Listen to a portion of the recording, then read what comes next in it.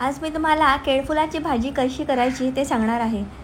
सर्वप्रथम ती साफ करताना बाहेरचं जे लाल कवर आहे ते काढून टाकायचं आणि आत छोटे छोटे केळीची फुलं असतात।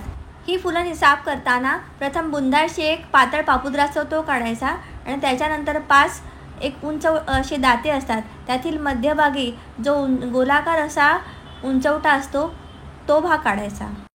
त्यानंतर ही भाजी निवडून झाली की बारीक चिरायची आणि मिठाचे पाणी असलेल्या एका भांड्यामध्ये ती चिरल्यानंतर ठेवत जायची।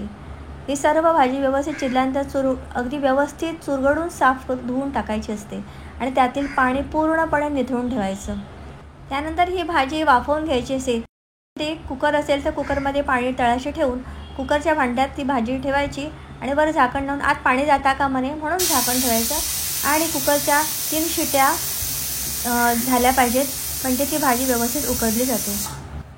कुकर थंड झाल्यानंतर भाजी काढायची आणि पुन्हा एकदा जाळीच्या भांड्यातून पाणी त्याचं साफ निथळून काढायचं आणि त्यानंतर ही भाजी नेहमी तेलावरती कांदा, तिखट, मीठ, हळद याने परतवून घ्यायची असते। जशी नेहमी आपण भाजी करतो उकडलेली तशीच, फक्त याच्यामध्ये तिळकूट टाकलेलं आहे।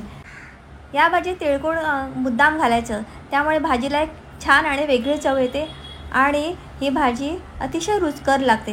ज्याप्रमाणे फणसाच्या भाजीत तिळकूट घालतो त्याप्रमाणे केळफुलाच्या भाजीमध्ये सुद्धा तिळकूट घालतात। तिळकूट वापरल्यामुळे इतर अन्य गरम मसाल्याचे पदार्थ वापरण्याची आवश्यकता भासत नाही।